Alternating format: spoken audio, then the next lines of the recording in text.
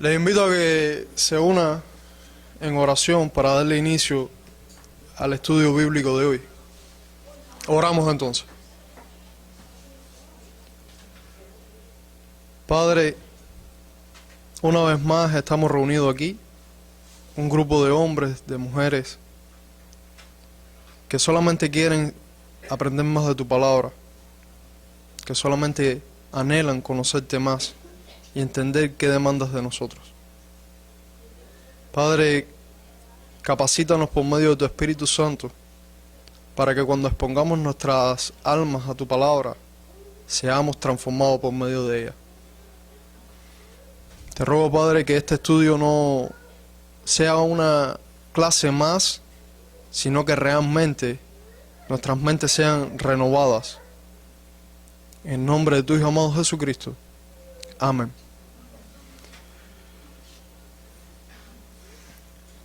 Hoy comenzaremos un estudio del capítulo 7, dándole continuidad al estudio de la Confesión de Fe de 1689, que trae por título Del Pacto de Dios. Para hablar del Pacto de Dios habría que abundar muchísimo. Hay mucho de qué hablar sobre el tema del Pacto de Dios. Porque cuando hacemos una conexión entre esta doctrina y el resto de la doctrina que hay en la Confesión de Fe, horizontalmente hay muchas implicaciones. Todas las doctrinas que vamos a estudiar en la Confesión de Fe tienen una implicación directa en esta doctrina. La doctrina del Pacto de Dios es el marco donde se van a comenzar a desarrollar el resto de las doctrinas que nos quedan por ver en la Confesión de Fe. De hecho, esta doctrina es la última de un grupo de doctrinas que son denominadas como los fundamentos del conocimiento cristiano. O sea, todo lo que nosotros creemos, cuánta doctrina nosotros hemos enseñado de acá y vamos a continuar enseñando, podemos agruparla según lo que nos enseñan. Esta doctrina de acá forma parte de un grupo que es la base o el fundamento. Hasta el día de hoy hemos aprendido 4 doctrinas fundamentales o 4 doctrinas que forman este grupo del fundamento de los pensamientos cristianos. Comenzamos por el estudio de las Escrituras, ahí en el capítulo 1. Luego vimos lo referente a Dios y estudiamos quién es Dios y vimos también en el capítulo 3 lo referente a su decreto, o sea, cómo es Dios y qué decreta. Luego vimos en el capítulo 4, 5 y 6 lo relacionado con toda la creación. O sea, vimos cómo Dios creó su creación, cómo la colocó originalmente. Vimos después en el capítulo 5 cómo Él interactúa con esa creación. Hablamos de la doctrina de la providencia.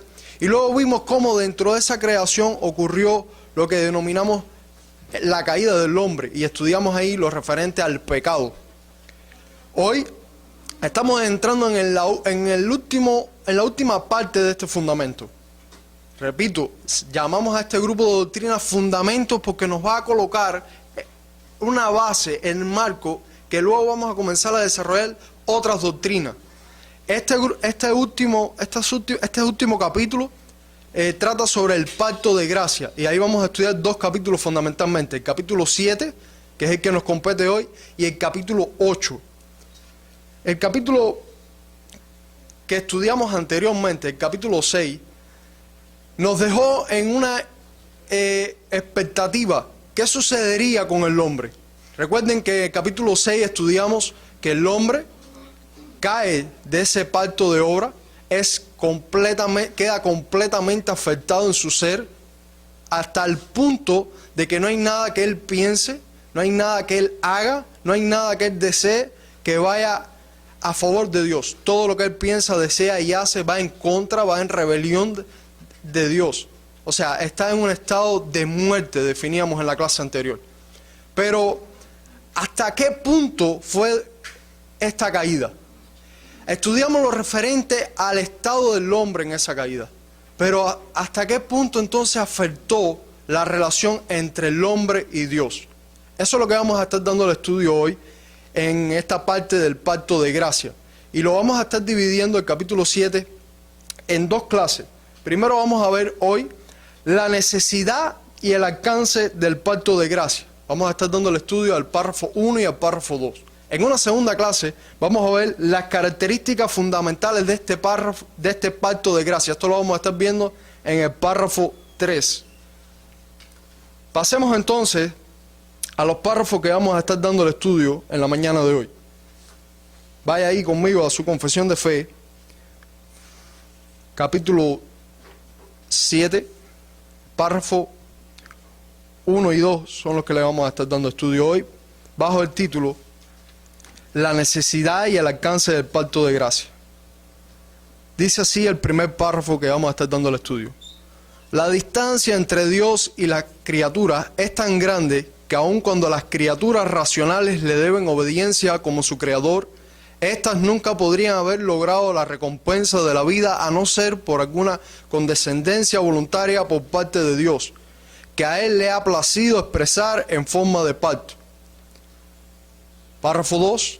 Además, habiéndose el hombre acarreado la maldición de la ley por su caída, agradó al Señor hacer un pacto de gracia, en el que gratuitamente ofrece a los pecadores vida y salvación por Jesucristo, requiriéndoles la fe en Él para que puedan ser salvos, y prometiendo dar su Espíritu Santo a todos aquellos que son ordenados para vida eterna, a fin de darles disposición y capacidad para creer. Como ya es costumbre, nosotros vamos a estar dando el estudio a estos párrafos, seccionándolos por partes. Vamos a ir tomando pequeñas porciones de cada uno de estos párrafos y vamos a ir armándolo, vamos a ir construyéndolo, para así apropiarnos de toda la riqueza doctrinal que hay en estos párrafos. Muchas veces leemos lo que tenemos delante de nuestra confesión de fe y no nos apropiamos de toda la riqueza doctrinal. A veces obviamos incluso la precisión con que los autores de esta confesión de fe ponen y quieren detallar, utilizan términos exactos para darle una comprensión total de qué es lo que ellos quieren transmitirlo, cuál es la doctrina que ellos quieren enseñar. Entonces, por esta razón, vamos a ir una vez más seccionándolos por partes. Lo primero que aparece en el párrafo 1 de este capítulo es la siguiente frase: la distancia entre Dios y la criatura es tan grande.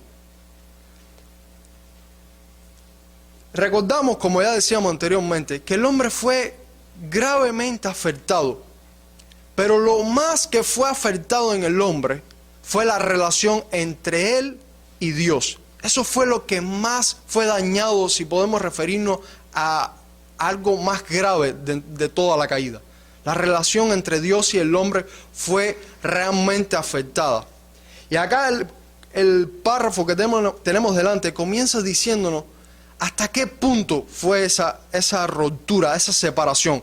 Y el término exacto que utilizan para enseñarnos hasta qué punto es la palabra distancia.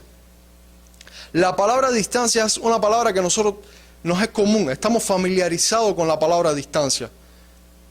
Si hoy nosotros preguntáramos, bueno, ¿qué distancia hay de este lugar en el que estamos a el centro del pueblo? Algunos de nosotros pueden decir, la palabra distancia me da la facilidad de medir entre un punto y otro, o sencillamente me va a dar la apreciación de lo que yo tengo que recorrer de aquí hasta el centro del pueblo. Y algunos pueden decir, bueno, de aquí al pueblo, incluso en unidad de medida, debe haber unos 2.000 metros, o quizás 2 kilómetros.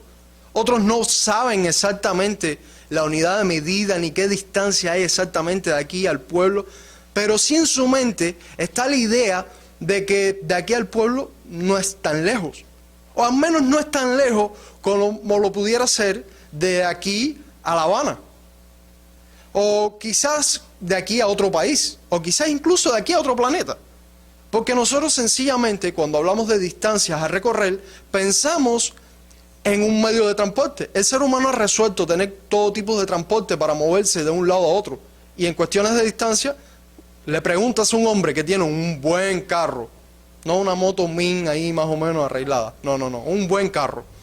Le pregunta, oye, ¿qué distancia hay de aquí a La Habana? ¿Te resulta lejos? En un buen carro el hombre dice, no es lejos, es cerca. Muchos hemos escuchado el dicho popular de que para el que tiene un buen carro no hay distancias largas. En nuestro país eso es muy popular. Pero lo cierto es que para este hombre eso no es lejos, de aquí a La Habana. Sin embargo, le preguntas a un pobre hombre que ni siquiera tiene dinero para pagarle un pasaje en ómnibus, que tiene que ir, como nosotros decimos un buen cubano, en botella y pasando trabajo. Tú le preguntas a ese hombre, ¿qué distancia hay de aquí a La Habana? Y dices, bien lejos. Increíblemente es un viaje muy agotador, es lejos, porque sencillamente nosotros cuando hablamos de distancia, pensamos en la capacidad que tenemos nosotros para hacer ese viaje. Utilizamos la palabra distancia para valorar las cosas en un área más metafórica. Por ejemplo, para hablar de las distancias en pensamientos y en sentimientos.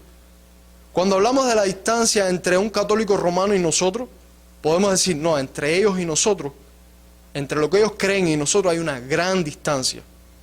O un inconverso y lo que nosotros creemos por la Escritura, hay una buena diferencia, hay una gran distancia. Pero una vez más, utilizamos la palabra distancia y en nuestra mente el concepto de distancia se apropia más a lo que nosotros tenemos, a lo que nosotros somos y a lo que nosotros podemos hacer. En relación a lo que tenemos delante, utilizado en términos de cuál es la distancia entre nosotros y Dios después de la caída,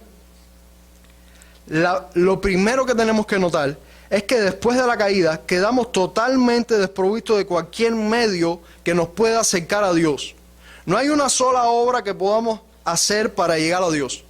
No hay un solo medio de transporte, no hay nada que nosotros podamos utilizar para cruzar esa distancia. La distancia escapa de nuestro alcance. Lo segundo que tenemos que incorporar a nuestro concepto de distancia es que todos nuestros pensamientos y actitudes son tan diferentes a las de Dios que la imagen de Él que antes reflejamos tan claramente, ¿recuerdan allá en la creación donde el hombre fue creado perfectamente a imagen de Dios? Bueno, esa imagen, ahora solo nos queda un reflejo distorsionado. Al mirar la distancia que nos separa de Dios y con lo que contamos podemos concluir, la distancia entre Dios y la criatura es tan grande. O sea, no hay nada que nos pueda acercar a Él.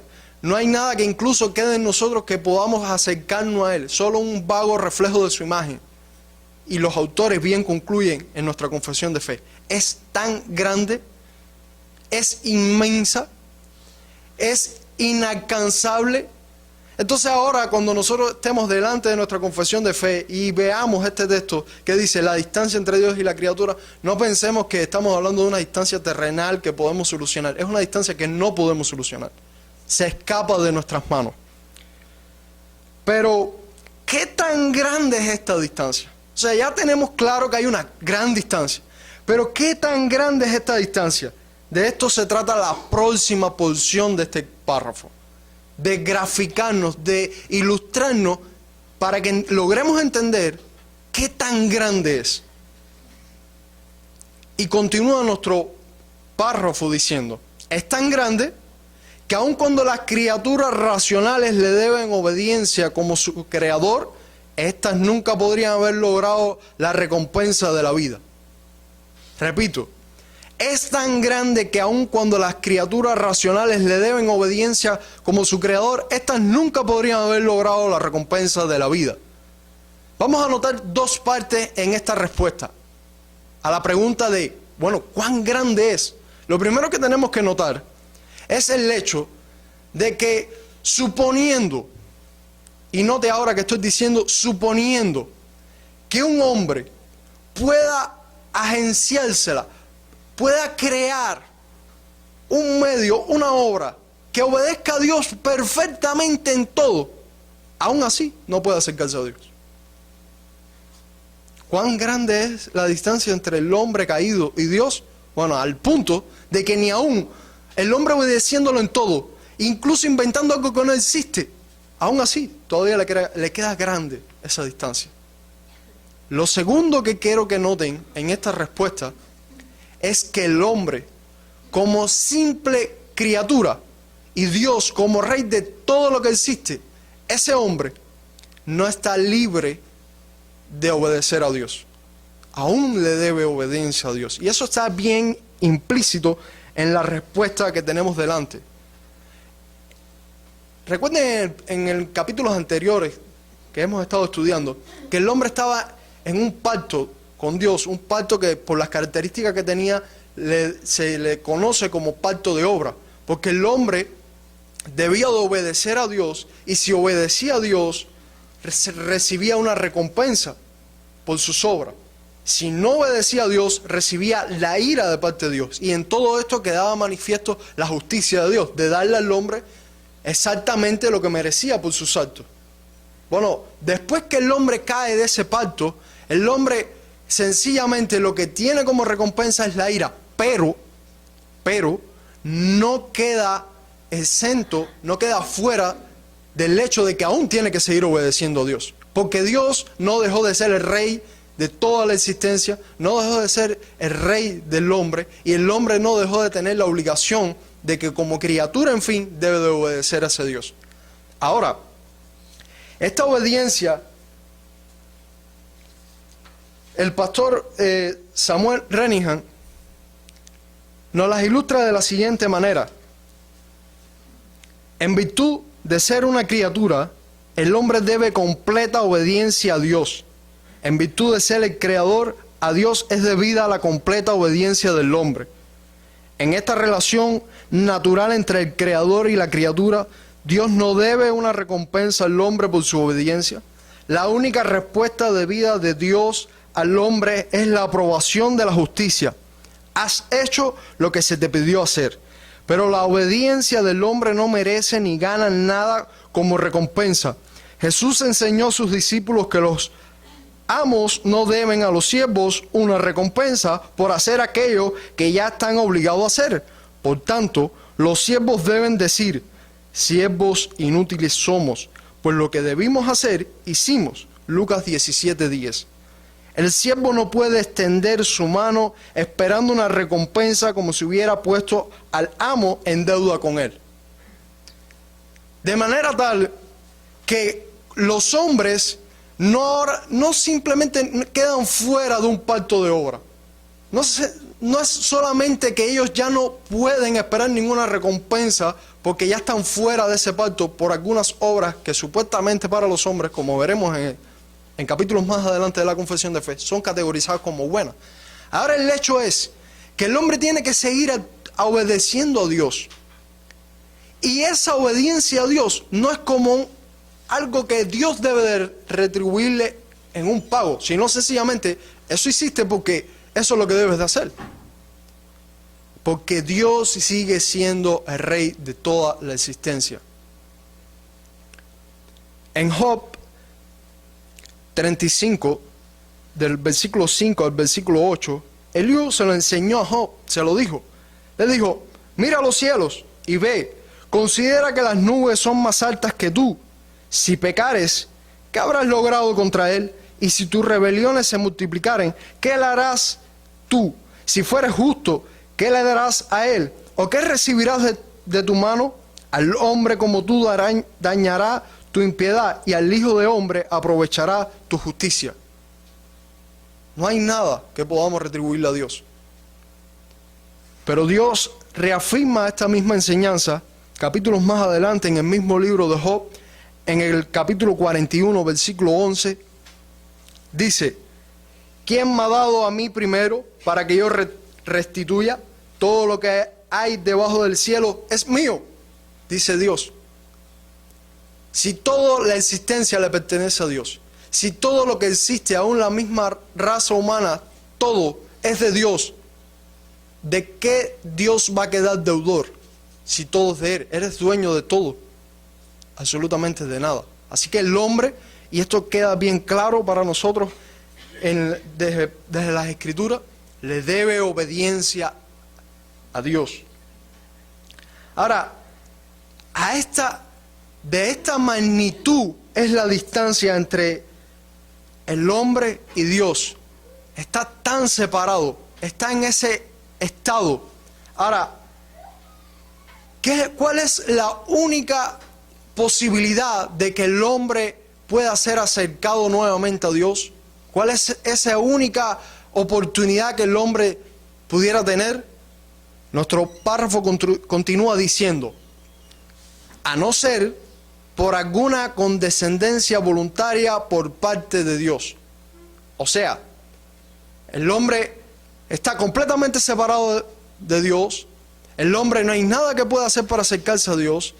No, incluso debe de obedecer a Dios, pero no hay nada que de parte del hombre que lo acerque o que lo mueva a restaurar esa relación. A no ser, como tenemos aquí delante escrito, a no ser por alguna condescendencia voluntaria por parte de Dios, es que eso puede suceder. A no ser que el Dios venga al hombre, a no ser que el Dios, el término exacto que se utiliza es condescendencia voluntaria. O sea, a pesar de nuestro estado, a pesar de todo lo que nosotros hicimos, Dios toma una iniciativa y se acerca voluntariamente. No porque el hombre haya hecho algo, no porque el hombre tenga algún tipo de atractivo. No vamos a repetir el estado del hombre porque ya lo estudiamos en el capítulo anterior. Pero recuerde cuál es la condición de ese hombre. Recuerde qué es lo que haría el hombre con Dios si tuviera la oportunidad. Bueno, a pesar de todo eso, voluntariamente, de su propio deseo, Dios se acerca al hombre. Y esa condescendencia voluntaria, ¿cómo es que es expresada? ¿Cómo es que ahora, recuerden, el hombre y Dios completamente separados después de ese pacto de obras, quedaron en una ruptura total? Ahora, ¿qué sucederá? ¿Cómo Dios se va a acercar a ese hombre caído? ¿Cómo Dios va a comenzar después de la caída a relacionarse con el hombre? ¿Cómo va a revelar su voluntad al hombre? Nuestro párrafo continúa dándonos la respuesta y continuamos construyendo este párrafo por porciones y dice que Él le ha placido expresar en forma de pacto. ¿Cómo Dios va ahora a revelarse al hombre? ¿Cómo Dios se va a acercar ahora al hombre? Por medio de un pacto. ¿Cómo se llama este pacto? ¿Quién está incluido en este pacto? ¿Qué demanda este pacto ahora del hombre? La respuesta a todas estas preguntas es lo que le vamos a dar estudio ahora en la segunda parte de esta clase, en el párrafo 2. Ya tenemos ahora una introducción a lo que vamos a estar dando el estudio. Ya tenemos claro la necesidad del pacto de gracia. El hombre está en un estado que necesita. Si no viene de parte de Dios, el hombre no puede incluso volver a pensar ni siquiera en una oportunidad de volver a relacionarse con Dios. Necesita algo que Dios haga por él. Lo necesita. Y a esa necesidad le llamamos la necesidad de un pacto de gracia. Y ahora vamos a entrar más en detalle viendo el alcance de ese pacto de gracia. En el párrafo 2.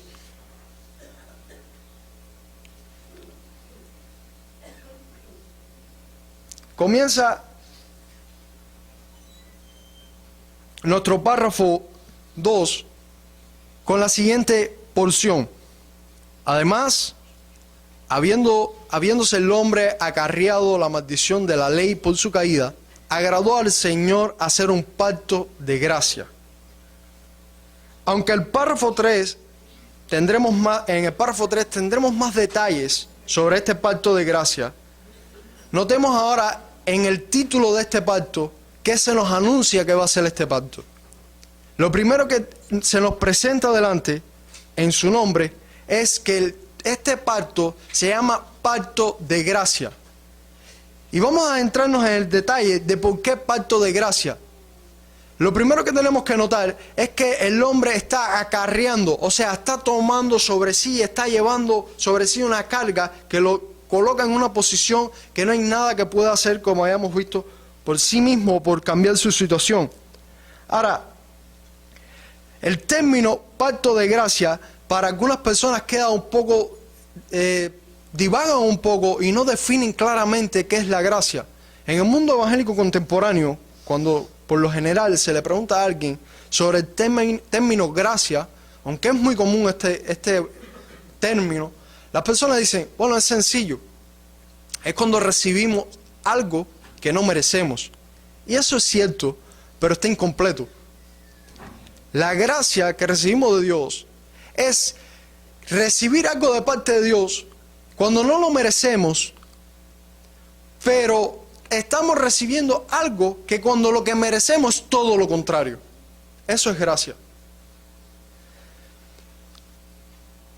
Para aquellas personas que pueden estar incluso disgustados contra Dios, que comienzan a quejarse, que comienzan a cuestionar toda una serie de cuestiones sobre la caída, sobre el estado del hombre, medite en esto y hagamos un pequeño paréntesis. Después que Adán cayó, en nuestra Biblia vemos ese relato ahí. Solamente habían pasado 2 capítulos en la Biblia. Se nos cuenta bien poco de la historia de la humanidad. Adán cae. Lo que debía de suceder en ese mismo preciso momento en que Dios está pronunciando el juicio sobre Adán, sobre Eva, sobre la serpiente, en ese relato que estudiamos en clases anteriores, es que ahí mismo se acabara la historia de la humanidad. El hombre había ofendido a Dios de tal manera que con todo lo que la humanidad había hecho, se podía poner un punto final a la historia de la humanidad antes de comenzar a escribir sus páginas. Pero Dios fue misericordioso y no nos dio lo que merecíamos, sino que nos dio algo diferente. Nos dio un pacto de gracia, porque no lo merecíamos. Comenzó a acercarse a nosotros y dijo: yo voy a comenzar a relacionarme con ustedes, yo voy a hacer un nuevo pacto. Cayeron de este pacto de obra, ahora yo voy a establecer un nuevo pacto con ustedes. Génesis capítulo 3, ahí mismo, vaya conmigo a la Biblia. Aparece la primera noción. La Escritura nos muestra, nos revela qué es lo que Dios va a hacer. El hombre acaba de ofenderlo a él con toda su fuerza, con todo su corazón, con todo, lo ofende, cae de ese pacto. ¿Y qué es lo que va a hacer Dios ahora? Nos quedamos en un estado de necesidad total. Y Dios pronuncia estas palabras: y pondré enemistad entre ti y la mujer, y entre tu simiente y la simiente suya. Esta te herirá en la cabeza y tú la herirás en el calcañar. Para algunos, cuando ven este versículo, se queda sin sentido. Pero para aquellos que tienen una comprensión total de las Escrituras en su contexto, aparece lo que comúnmente se le ha llamado en la historia el protoevangelio, o el evangelio en un estado embrionario. Aparece la primera promesa, aparece la primera mención de que Dios se está acercando al hombre. Le está hablando de una esperanza. Le está diciendo: esto que sucedió, se va a levantar uno que hasta el momento se le llama que va a ser de la simiente de la mujer, y va a herir en la cabeza y va a poner fin a ese estado en el que está el hombre. Da una promesa que todos conocemos claramente hoy, a la luz del Nuevo Testamento, como el Evangelio. Nosotros entendemos por las Escrituras que por eso es que podemos llamarle a este nuevo pacto, pacto de gracia. Ahora, al igual que en el otro pacto, sabemos que en los pactos debe haber una cabeza o un representante. ¿Quién será entonces el representante de este pacto? Regresemos a la confesión de fe, donde dice: además, habiendo el hombre acarreado maldición de la ley por su caída, agradó al Señor hacer un pacto de gracia. Fue Él quien lo hizo, y Él mismo es quien va a hacer ahora. No solamente va a establecer ese pacto, sino que nuestro Señor Jesucristo va a ser la cabeza o el representante de ese pacto.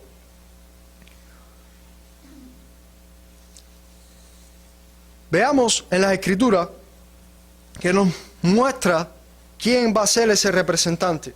Dice el Salmo 110, versículo 4: juró Jehová y no se arrepentirá, tú eres sacerdote para siempre según el orden de Melquisedec.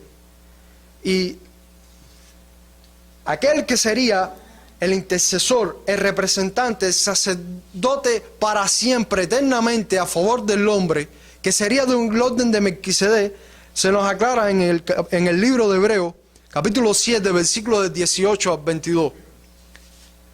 Que Queda pues abrogado el mandamiento anterior a causa de su debilidad e ineficiencia, pues nada perfeccionó la ley y de la introducción de una mejor esperanza, por lo cual nos acercamos a Dios, y esto no fue hecho sin juramento, porque los otros ciertamente sin juramento fueron hechos sacerdotes, pero este, con el juramento del que le dijo, juró el Señor y no se arrepentirá, tú eres sacerdote para siempre, según el orden de Melquisedec. Por tanto, Jesús es hecho fiador de un mejor pacto. Si recordamos el contexto del libro de los Hebreos, donde se nos está presentando a Jesucristo como la preeminencia sobre todo lo que fue establecido en la relación entre el hombre y Dios, y vemos este texto que ahora claramente se nos habla de la promesa que fue hecha en el libro de los Salmos. Vemos que se está refiriendo a Cristo como la cabeza o el representante, o como se nos dice en hebreo, el fiador de este nuevo pacto, de ese nuevo pacto de gracia. Ahora, ¿cuál es el alcance de este pacto? ¿Quiénes están incluidos en ese pacto? Recuerden que en el pacto de obra, los que estaban incluidos en Adán era toda la raza humana, toda la descendencia después de Adán estaba incluido en ese pacto de obra. Ahora, ¿quién está incluido en este nuevo pacto? En este pacto de gracia. Ya sabemos que es un pacto de gracia, ya sabemos que tenemos a Cristo como el representante de este pacto. Ahora, ¿quiénes están incluidos? Regresemos una vez más a nuestro párrafo. En el que gratuitamente ofrece a los pecadores vida y salvación por Jesucristo. Lo primero que tenemos que notar es que este pacto de gracia está abierto o se ha ofrecido por medio de Jesucristo a todos los seres humanos, sin excluir a ningún tipo de hombre, sin tener en cuenta la raza, la nación de la que eres, el color. Todos los seres humanos pueden ser incluidos. Se nos comienza a decir que la única característica que va a distinguir a esos hombres que pueden ser incluidos es que son pecadores. Se nos dice, lo primero que se nos dice es que estos hombres son vistos como pecadores. Y a esto se le ha llamado también en teología un llamamiento externo, un ofrecimiento universal para toda la raza humana, para los pecadores.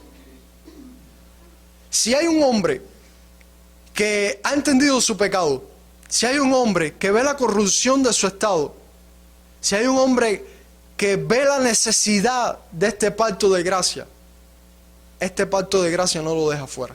Ahora, si hay hombres que dicen, yo no soy pecador, yo no necesito a Cristo, yo no necesito a nada ni a nadie, yo incluso puedo acercarme a Dios por mis méritos, bueno, está completamente fuera de la posibilidad de entrar en este pacto. Lo primero que se nos dice es que es ofrecido a los pecadores vida y salvación. Este pacto ofrece vida, porque el anterior pacto, ¿en qué estado nos dejó? En muerte, sin posibilidad de hacer nada. Bueno, este nos da vida y salvación. ¿Salvación de qué? De la ira de todo lo que cae o de todo lo que trajo sobre el hombre el pacto de obras. Vida y salvación es lo que ofrece este nuevo pacto para todos los pecadores, sin excepción de ningún hombre. Todos aquellos, dice Romanos capítulo 10, versículo 9, todos aquellos hombres, sin excepción de ninguno, no tiene que ser judío, sin importar de qué nacionalidad, todos aquellos hombres que confesaren con su boca que Jesús es el Señor y creyere en tu corazón que Dios le levantó de los muertos, será salvo. Estará dentro de este pacto de gracia. ¿Hasta dónde llega este pacto de gracia? ¿A quienes incluyen este pacto de gracia? A todos los que creen en Jesucristo. Todos aquellos que han visto a Jesús como su Salvador, que creen que Él resucitó de los muertos, puede ser incluido. Ahora, ¿Qué exige este pacto? Y quizás algunos de ustedes digan, bueno, se supone que no exija nada.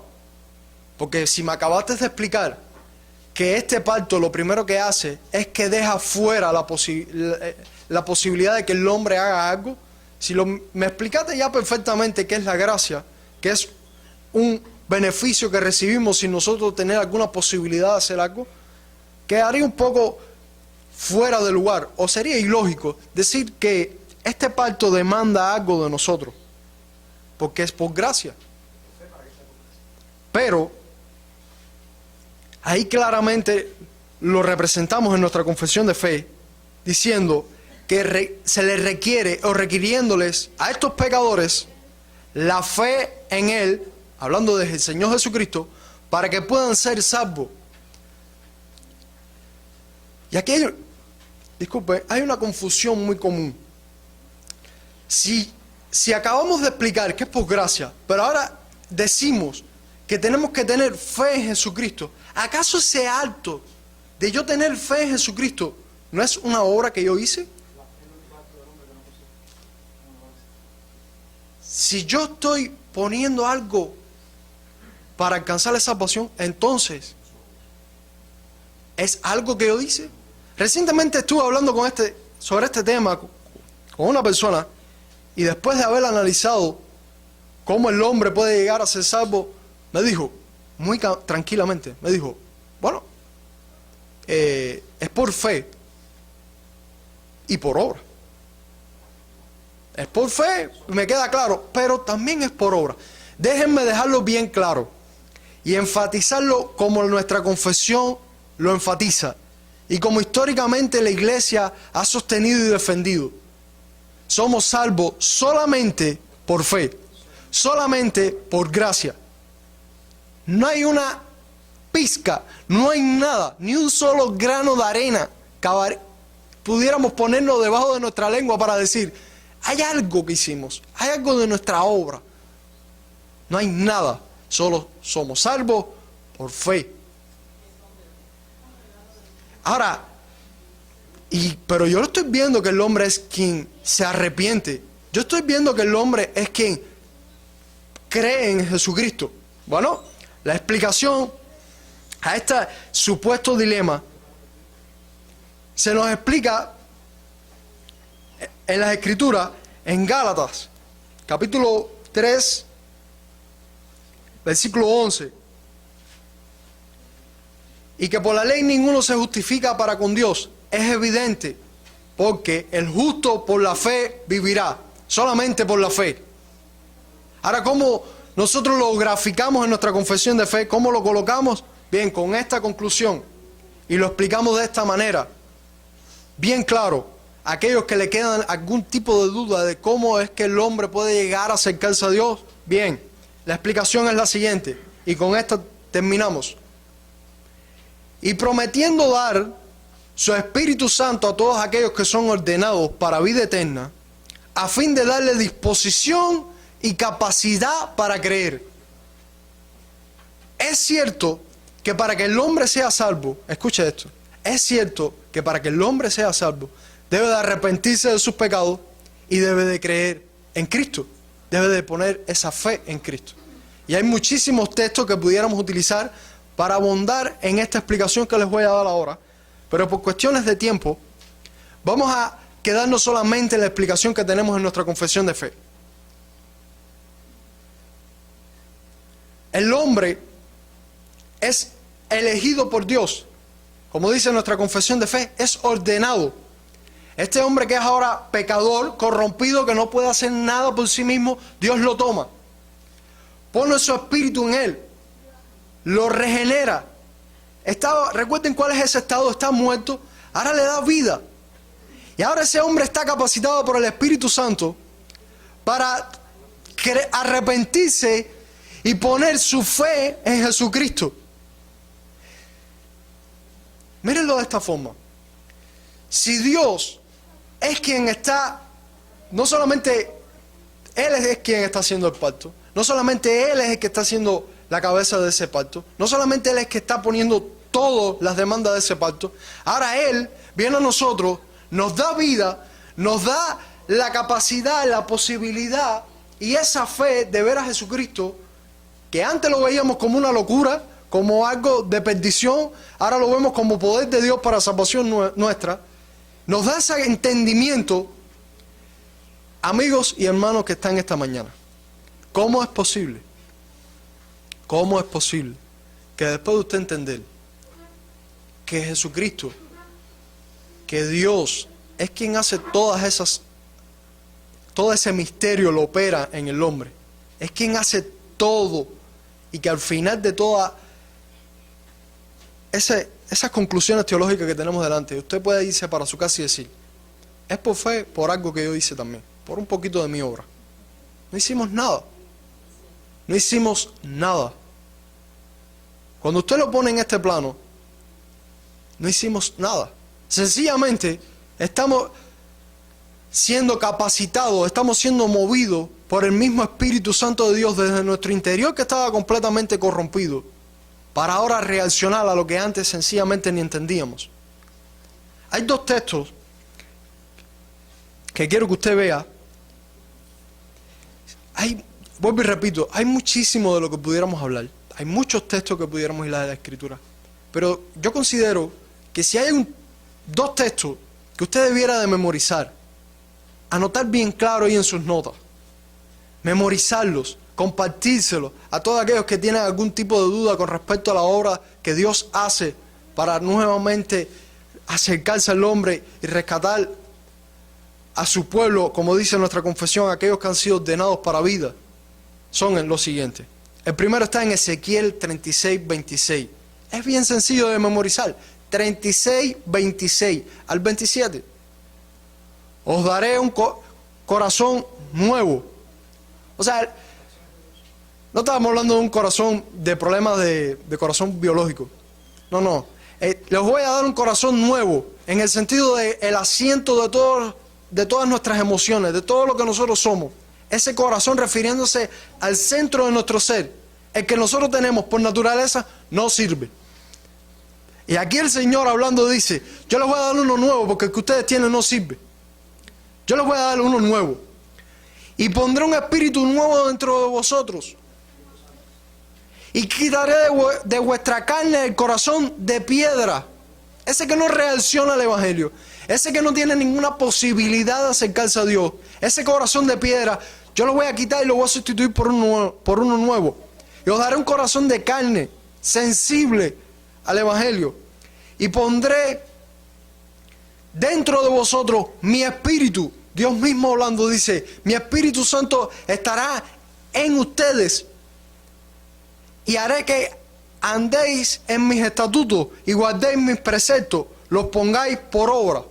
Todo eso lo hace Dios. La pregunta es, ¿y qué hicimos nosotros ahí? No. Solamente por gracia. Enteramente Dios es quien está haciendo esta operación. Si hay un texto que usted tiene que dejarle bien claro a usted mismo y a aquel que nos pida razón de nuestra fe, es este. Él nos dio corazón nuevo. Él sustituyó uno de piedra, que era el que teníamos, por uno de carne. Él es el único que pueda llevarse toda la gloria, toda la honra por nuestra salvación. El segundo texto que quiero que vean y que también lo atesore está en Juan, capítulo 6, del versículo 44 al 45. Jesucristo dijo esto: ninguno puede venir a mí si el Padre que me envió no le trajere, y yo le resucitaré en el día postrero. ¿Quiénes pueden ir a Dios? ¿Quiénes pueden creer en Él? Solo los que el Padre lo ha capacitado, ha puesto de su espíritu, le ha quitado un corazón de piedra, le ha puesto un corazón de carne, lo ha sensibilizado. Esos son los que pueden ir a Cristo. Escrito está en los profetas, y serán todos enseñados por Dios. Recuerden lo que leíamos en Ezequiel, que Dios mismo iba a poner de su espíritu, y Él y su espíritu nos iba a capacitar y nos iba a llevar a obedecer, a entender su ley, a seguir su ley. Escrito está en los profetas, y serán todos enseñados por Dios. Así que todo aquel que oyó al Padre y aprendió de Él, viene a mí. A estos textos vamos a regresar porque tienen muchísimas enseñanzas sobre otros puntos que vamos a estudiar en nuestra confesión de fe. Pero de momento, sepamos esto. Juan 6, 44 y 45, Ezequiel 36, 26, nos dejan bien claro que toda la obra en la salvación de un hombre le pertenece a Dios y que Él es el único que puede llevarse toda la gloria.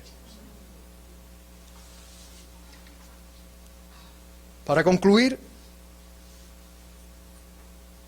si hoy no eres cristiano, tienes que saber que hoy tienes acceso a este pacto por medio de Cristo. Hoy todavía está la posibilidad de que entres en este pacto de gracia. Arrepiéntate y cree en Jesucristo. Si eres cristiano, adoremos a Dios en agradecimiento por esta sublime gracia, como dice el himno, porque es sublime. Cuando uno entiende la magnitud y comprende y se deleita en todo lo que Dios hizo para salvarnos, cuando uno comprende y medita en este pacto de gracia, es que, de hecho, por eso es que podemos decir que es el último de los fundamentos de todo el pensamiento cristiano. Porque de ahí va a comenzar ahí es donde va a comenzar una verdadera adoración. Ahí es donde va a comenzar un verdadero sentimiento de agradecimiento. Porque antes estábamos muertos en nuestros pecados, en nuestros delitos. Porque antes teníamos un corazón de piedra. Y por la misericordia y la gracia de Dios es que hoy podemos reaccionar a este glorioso evangelio y podemos venir a Cristo. Con estas palabras termino.